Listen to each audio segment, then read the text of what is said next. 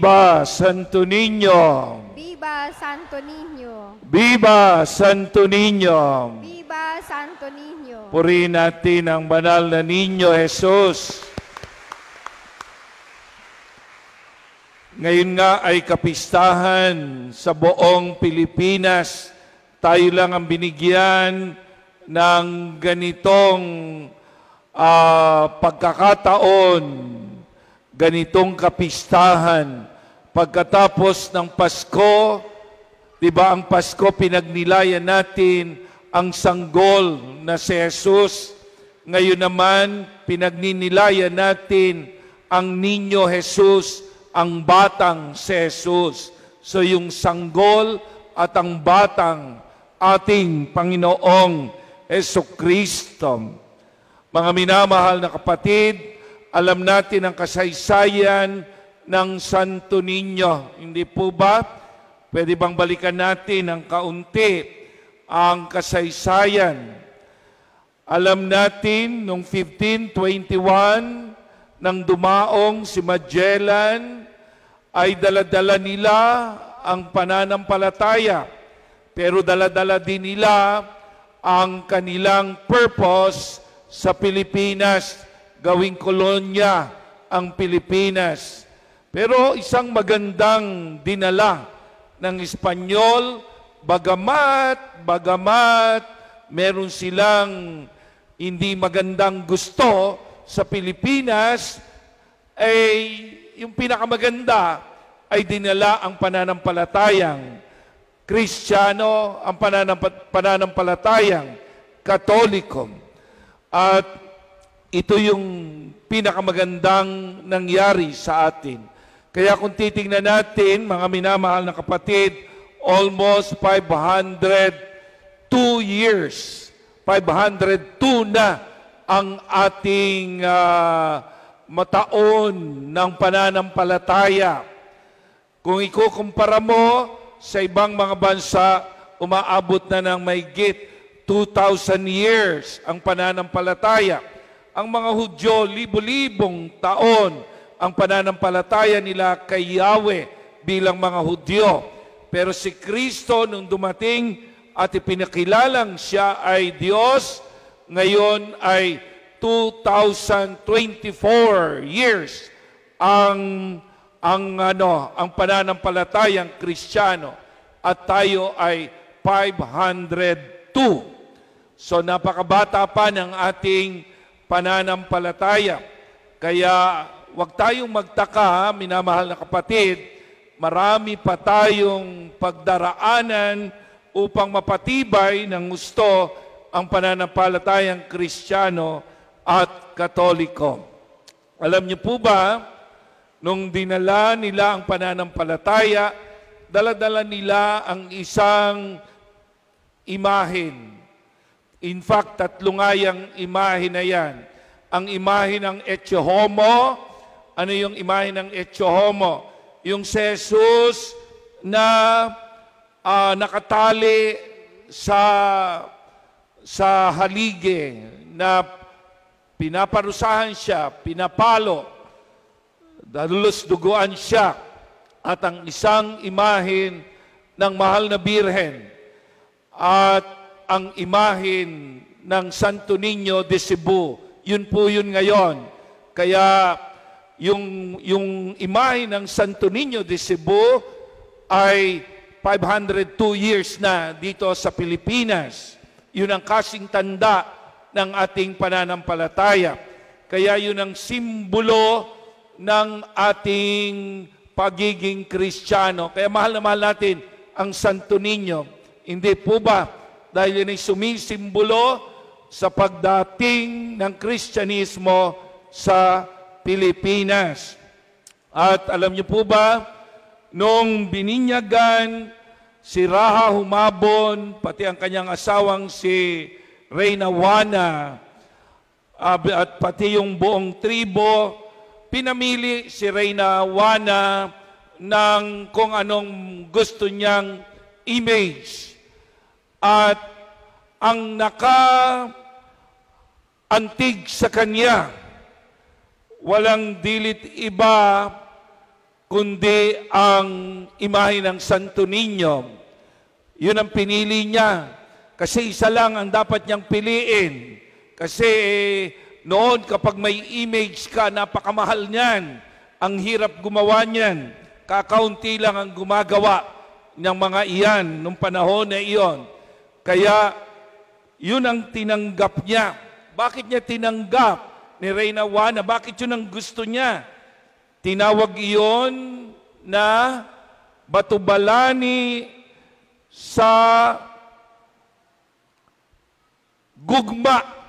Batubalani sa gugma. Sa Bisaya, ano ba yon? Magnet of love.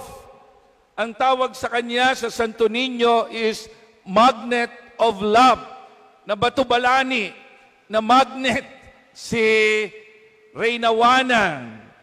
Hindi dahil sa hindi niya gusto si Mama Mary, hindi dahil sa hindi niya gusto ang malaking Jesus na duguan, maraming sugat, pero siya ay na magnet.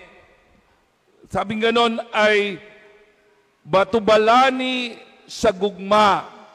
Ibig sabihin yon ay magnet of love. Parang umibig kagad siya, nagmahal kagad siya sa ganda ng imahen ng Santo Niño. So, yun po yun. Kaya hanggang ngayon, nandoon yan, nasunog pa nga yan, kaya umitim ng kaunti. Talaga sigurong maitim. Ano po, nasunog ang buong tribo nung panahon na yon. At yun ang natira, nakakapagtaka. Hindi nasunog ang image of Santo Niño. Siguro talagang ginusto ng Panginoon na hindi masunog ito upang magkaroon ng isang simbolo sa atin, no? Isang simbolo ng ating pananampalataya, kasing tanda ng ating pananampalataya. Kaya ang daming nagmahal dito, ang daming nagmahal sa Santo Niño. Minsan nga daw, isang araw, may sakit daw yung advisor ni Raha Humabon, si Baladhay ang pangalan. Lungkot na daw siya, mamamatay na daw siya. Hindi niya alam kung saan nanggagaling yung depression niya. Talagang mamamatay na siya. Alam mo, humiling si Raha Humabon na dalhin si Baladhay doon sa chapel na ginawa ng tribo at doon ay kanilang ginawa ang sinulog. Kaya pala may sinulog. Ibig sabihin ng sinulog ay pagsasaya, sinulog ay paghingi ng awa, pagsusumamo. Kaya nga yung ibig sabihin ng Pit Senyor, pagsusumamo sa Panginoon. Tingnan mo, yung mga tao noon, wala pang kaalam-alam sa pananampalataya, tinanggal nila ang kanilang mga anitos at pinalitan ng Santo Niño. At doon na na-focus ang kanilang pananampalataya sa tunay na Jesus, sa tunay na Diyos. At ang larawan ng tunay na Diyos, walang dilit iba, kundi ang Santo Niño. Ang Santo Niño, hindi yan ang Diyos, kundi yan ay simbolo ng isang misteryo, simbolo ng isang hiwaga ng Diyos sa atin. Na ibig sabihin niyan ay tayo'y mga anak ng Diyos. Kung anak si Kristo, tayo'y inampon ng Diyos, ginawang anak ng Diyos. At ibig sabihin niyan, hindi tayo pababayaan sapagkat kamukha tayo ng kanyang anak. Inilagay ng kanyang anak ang kanyang sarili sa panig natin upang mahalin tayo ng Diyos. Yun yung isang simbolo niyan. No, yung bata, ibig sabihin, ikaw ay anak ng Diyos. Siguro hindi mo nararamdaman kasi sabi mo, pambata lang siguro yung Santo Niño. Di ba? Hindi. Kailangan tignan mo yan na ikaw ay sa simbolo na ganyan, ikaw ay anak ng Diyos.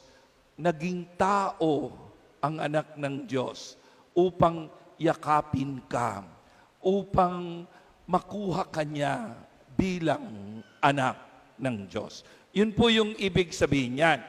Kaya, ang ibig sabihin nito sa atin ay ang Santo Niño bilang bata, isa pa ring ibig sabihin niyan, ay nagbibigay ng saya sa atin. Hindi po ba? Nagbibigay ng saya. Katulad ng bata, pag tinignan mo yung bata, masisiyahan ka talaga sa bata. Di ba? Nagkakaroon ka ng ibang damdamin dun sa bata. Kaya, gustong sabihin sa atin na ang dulot ng ating debosyon, pagmamahal sa Santo Niño ay dapat saya. Kaya kung makikita mo, yung sinulog nila, talagang masaya. Kaya nga tinatawag na festival, hindi lang basta yan procession, kundi isang festival. Nagsasayaw ang mga cultural minorities, di ba? Yung panahon ni Humabon. Kaya ang dating nito talaga ay isang saya na hindi mababayaran. Sapagkat ako ay naging anak ng Diyos, naging anak tayo ng Diyos. Yun ang ibig sabihin nun, kaya tayo masaya.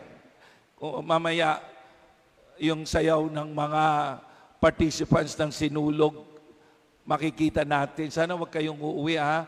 Babasbasan muna natin yung mga bata, bibigyan ng candy, at pagkatapos, sasayaw lang sila ng isang sayaw ng sinulog, kaya nakabihis pa sila. Gustong ipakita, gustong iparamdam sa inyo na ganun ang dapat maramdaman natin, no? Isinasayaw natin ang ating ligaya, di ba? Kasi minsan ang tingin natin sa religion, pinaano tayo ng religion masyado, pinaseryoso tayo, no? Halimbawa, ang mga ibang religion, laging binabantayan tayo ng ibang religion. Bakit kayo nagaganito? Bakit kayo nagaganito? Dapat Biblia lamang, dapat dasal lamang, dapat ganito, dapat ganito. Hindi naman ganyan ang reliyon. Ang reliyon ay relationship. Ang reliyon ay relasyon. Ang reliyon ay pagdiriwang. Ang reliyon ay saya. Sapagkat tinanggap mo ang biyaya ng kaligtasan. Kaya minsan, ang tingin natin sa religion, karunungan, nagdedebate tayo sa karunungan, nagdedebate tayo sa kaalaman. Ang gusto lang naman ng Diyos sa atin, marunong tayong magmahal sa Kanya. Marunong tayong magsabuhay ng pananampalataya. Lahat tayo ay parang bata na hindi dapat mag-away-away. Kung nag-aaway-away man tayo, tayo ay nagkakabati rin. Nagpapakumbaba sa isa't isa. Hindi katulad ng mga reliyon. Tingnan mo, mahigit 400,000 na religion, Kristyanismo. Lahat magkakaaway. Lahat nagsisiraan. Lahat nagdedebatehan. Buti na lang ang Katoliko, hindi niya yan trabaho. Sapagkat siya ang Mother Church, siya ang ina na simbahan. Hindi siya pwedeng sumama sa away ng mga anak, nagkakaaway-away, nagkakagalit-galit. Kaya nga tayo, mapapansin mo, nakatutok sila sa atin, sa lahat ng pula, nakatutok sila.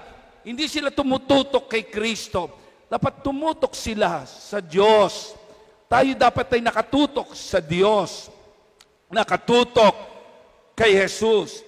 Tinitignan kung ano ang katangian ni Jesus. Batang mapagpakumbaba, batang nagmamahal, dumidepende, umaasa sa magulang ang bata, umaasa sa Diyos. Di ba? batang inosente, hindi nakikipag-away, hindi malisyoso, batang mabait, kung lumilimot sa mga pagkakamali ng iba. Ganun ang religion. Kaya nga tayo ay may sayaw. Kaya nga tayo ay may kanta. Kaya tayo ay may mga festival. Hindi tayo religion na lagi naghahanap ng katotohanan. Merong mga insecurities. Paghanap ka ng hanap ng katotohanan, yung insecurities, napakalaki. Ibig sabihin, hindi mo talaga natatagpuan pa ang katotohanan. Ang Katoliko, wala na sa ganyan. Ang Katoliko ay nagsasabuhay na ng pananampalataya at nagdiriwang na ng pananampalataya. Yan ang dapat ninyong maintindihan. Tayo ay nagdiriwang na ng pananampalataya sapagkat sigurado ang ating pag-asa.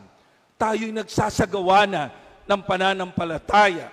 Hindi na tayo nakikipagdebatehan. Hindi na tayo nakikipag-away.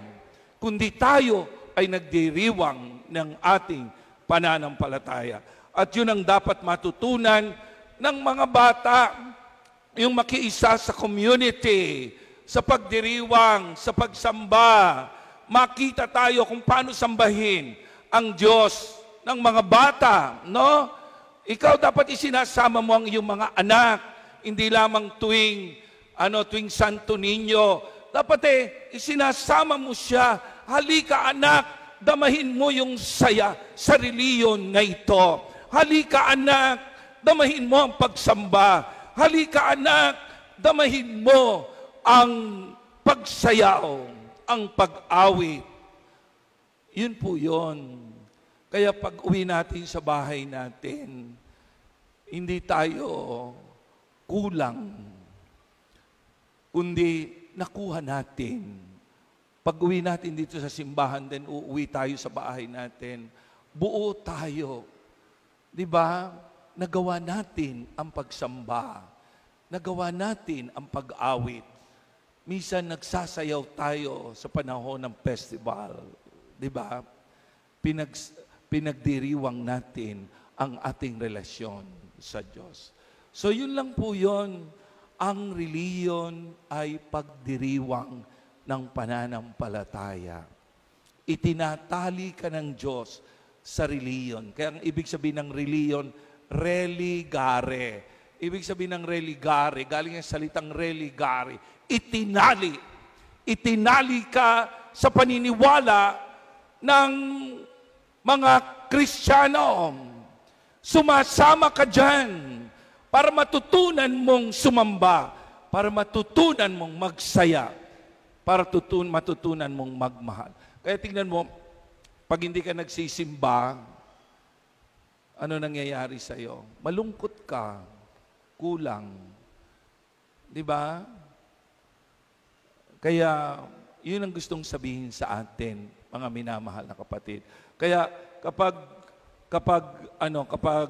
meron kayong image ng Santo Niño, sabi ni Cardinal Sin at saka ng Santo Papa, mga minamahal, palakihin nyo si Jesus sa inyong puso. Palakihin nyo ang Santo Niño. Hindi ibig sabihin, tanggalin ang Santo Niño, kundi palakihin nyo. Hindi, kasi minsan ang paniniwala mo sa Santo Niño, swerte, anting-anting. Di ba? Nilalagyan mo yan ng mga pera-pera. Nilalagyan mo yan ng candy. Naalala ko, merong isang matanda na naglalagay pa siya ng pera doon sa altar. Parang binablackmail niya si Jesus. Sabi niya gano'n ayan naglagay na ako dyan ng pera ha. Bigyan mo na ako ng pera. Parang ano naman yun, nambablackmail. Habang gano'n ang tingin mo kay Jesus, sa Santo Niño, na siya'y tagapagmilagro lamang at anting-anting ng pera, anting-anting ng business, ng swerte, yan ang pinakamaliit na tingin sa Diyos. Pinakamaliit na tingin, pinakamababa at hindi magandang tingin sa Diyos. Pero kung titignan mo siya, batay sa misteryo. Napakaganda. Ano yung misteryo niya? naging anak siya ng Diyos. Anak siya ng Diyos na nandito sa mundo. Kasama natin, naging bata, naging tao, dahil doon anak din ako ng Diyos. Yun yung pinakamataas na tingin. Di ba? Sa Santo Niño. Kaya huwag niyong titignan yung Santo Niño na, minsan yung Santo Niño, tuwan-tuwa pa yung mga tao, inaabangan yung pagluha. Di ba? Kailangan lumuha ang Santo Niño, kailangan magpawis ng oil, kailangan, damitan ng kulay green, kasi ang kulay green ay dollar, ang kulay pula ay 50 pesos, mas malaki, mas maganda ang kulay green dahil dollar. Tapos inilalagay sa sa mga tindahan, hindi naman pinagdadasalan. Meron pa nga akong binles na motel. Naku po, may mga Santo Niño doon. Pagkatapos, yung motel pala ginagamit sa masama. Hindi ko nga binles. Inabiblesan sa akin. Ginagamit na pampaswerte ang Santo Niño sa pera. Hindi yan ganyan.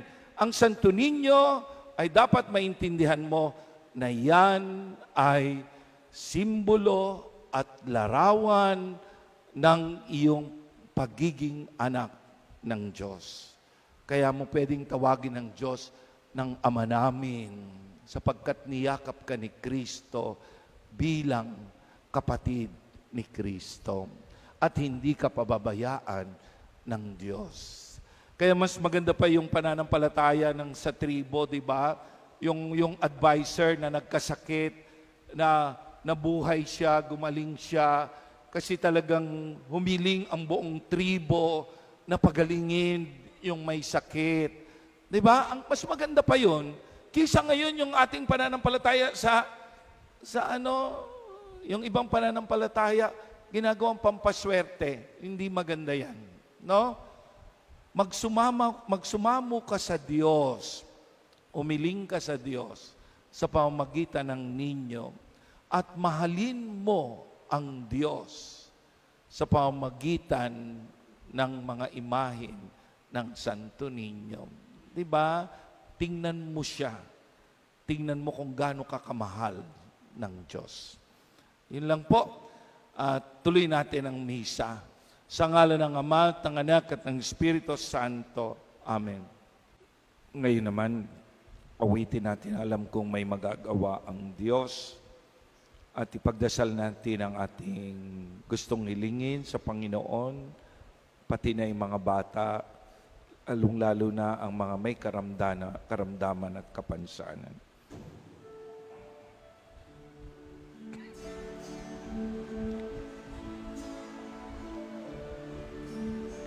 Alam kong may magagawa ang Diyos.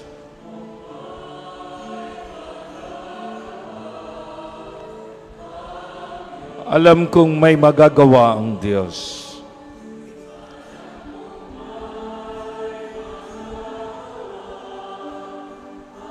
Kung ako'y magtatapat sa Kanya'y maglilingkod.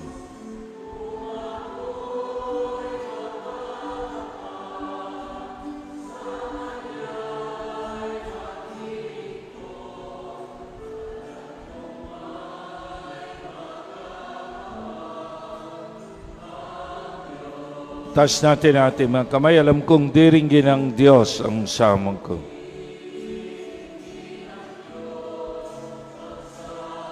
Alam kong diringgin ng Diyos ang samang ko.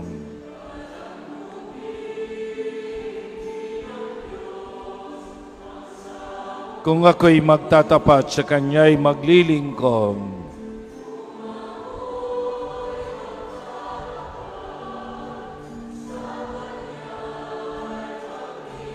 Alam kong diringgin ng Diyos ang samkom. Iham natin ang awitin. Ipikit natin ang ating mga mata. Panginoon naming Diyos, gawin mo pong panatag ang aming pananampalataya. Katulad ng isang bata na kalong-kalong ng kanyang ina, panatag sa kandungan ng kanyang ina. Maging panatag po sana kami sa aming pananampalataya, Panginoon. Bigyan kami ng kapayapaan.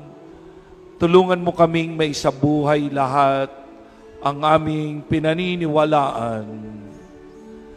Tulungan mo kaming, Panginoong Hesukristo, na magsumikap para sa kabutihan ng aming buhay at buhay ng aming pamilya at ng sandaigdigan.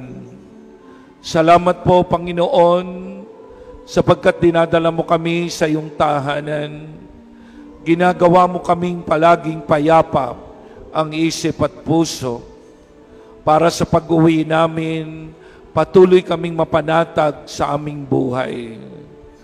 Panginoon naming Diyos, ipinagdarasal namin ang aming mga pangangailangan. Alam namin, kami ay may mga kakulangan, may mga problema. Gawin mo kaming bata na nagtitiwala sa iyo, na hindi mo kami pababayaan. Anuman ang mangyari, kami ay iyong sasamahan at tutulungan. Ipinagdarasal namin ang mga may karamdaman, lalong-lalo na ang mga bata na may karamdaman. Panginoon, tulungan mo sila. Pati ang mga bata na may pangangailangan na special needs, mga special children na mga bata. Tulungan mo sila, Panginoon, at pati ang mga magulang, tulungan mo sila na kung paano tutulungan ang kanilang mga anak. Pinagdarasal namin ang mga batang nagiging problema sa pamilya. Hawakan mo sila, Panginoon. At ipinagkakatiwala namin lahat, ang lahat ng bata sa aming pamilya, sa aming parokya. Salamat po, Panginoon. Salamat po, dininig mo kami. Salamat po sa iyong anak na si Jesus. Salamat po sa banal na ninyo. Salamat po. Aleluya, aleluya.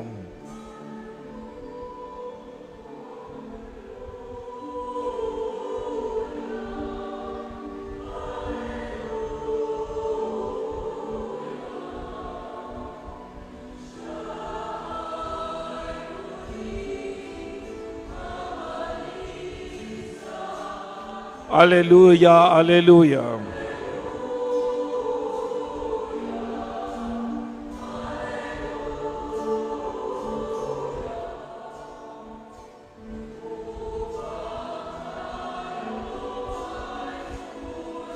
Sabihin mo sa katabi mo, merong magandang mangyayari sa iyo.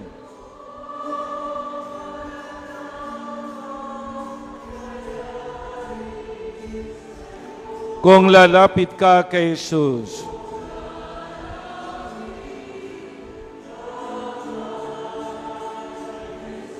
Sabihin mo, merong magandang mangyayari sa iyo.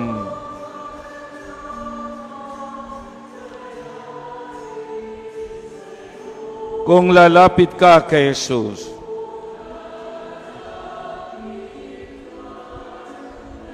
Salamat po, Panginoon. Naranasan ka namin, binigyan mo kami ng kapayapaan ngayong gabi. Salamat po. Ang lahat ng aming iniling ay iniling namin sa pamamagitan ni Kristo ang aming kapatid at Panginoon. Amen. Amen. Purihin natin ang Panginoon.